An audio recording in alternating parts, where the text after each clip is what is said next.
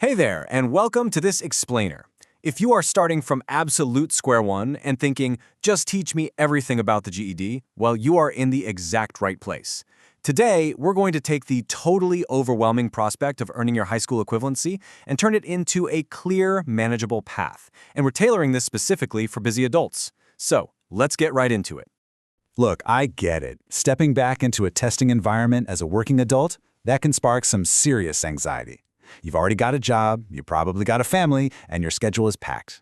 Sticking study for a major exam onto your to-do list just feels impossible, right? But stick with me here. By the end of this explainer, I promise you're going to have a realistic, step-by-step solution to actually get through this without losing your mind. So, first things first, what exactly is the GED? It stands for General Educational Development. Fun fact, it actually started way back in 1942 to help out returning World War II soldiers. Fast forward to today, and it's this highly respected, roughly 7-hour nationwide test. But here's the real kicker, the reason why this matters so much.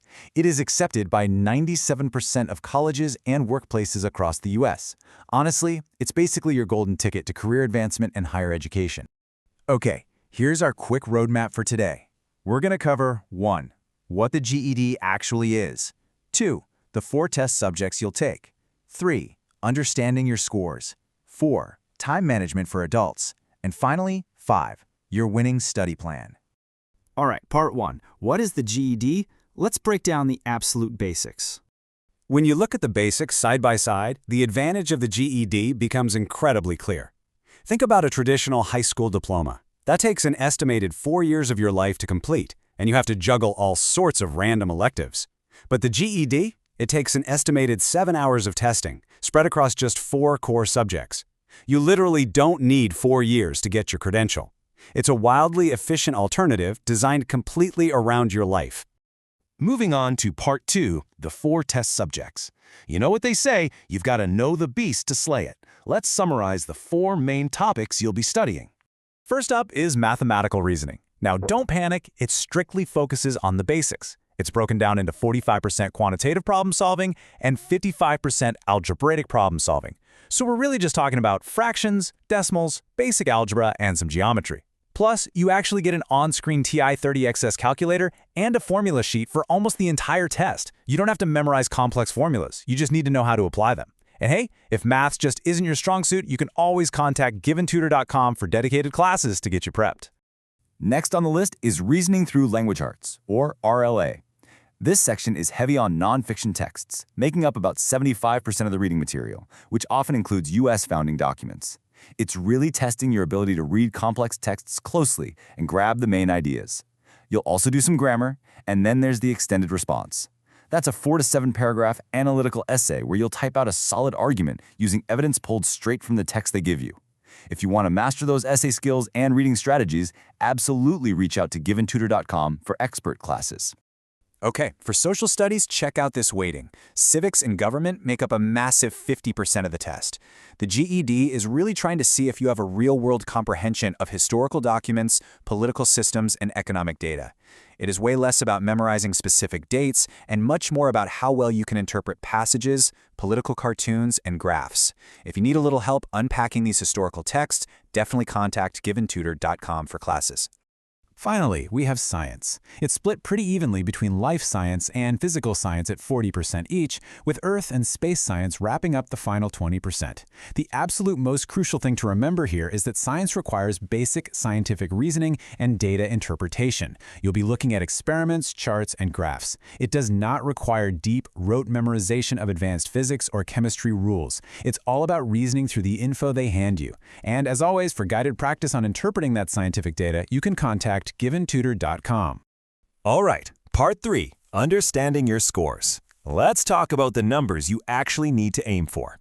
145. Mark this down because this is your magic number.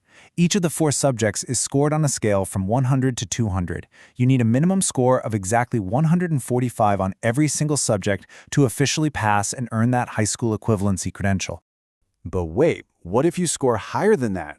Well, a score between 165 and 174 officially gets you designated as college ready. And that's a huge deal. It proves to universities that you can easily handle college-level coursework. Because of that, it can often help you completely bypass those super annoying, time-consuming developmental placement tests if you do decide to enroll in college. And if you really just knock it out of the park with a 175 or higher, wow, that means College Ready Plus credit. This is an unbelievable achievement.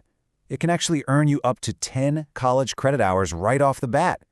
Imagine saving all that tuition money and time before you even step foot on a college campus. Let's move to part 4, time management for adults. How do we balance work, family, and this new education goal? Okay, look at this. We've got cramming versus the Pomodoro technique. Cramming for 6 hours on a Sunday, that leads straight to burnout, incredibly high stress, and honestly, terrible memory retention. Instead, try the Pomodoro technique.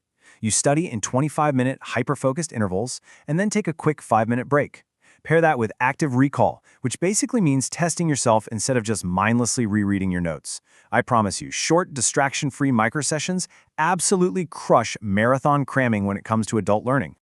This quote really hits the nail on the head. Time is absolutely your most critical resource. To protect it, you have to practice open communication. Tell your family when you're studying so they know not to bother you. Talk to your boss about your educational goals. You have to set strict boundaries around your study time. Treat it like a non-negotiable doctor's appointment. That is essential for success. And finally, part 5, your winning study plan.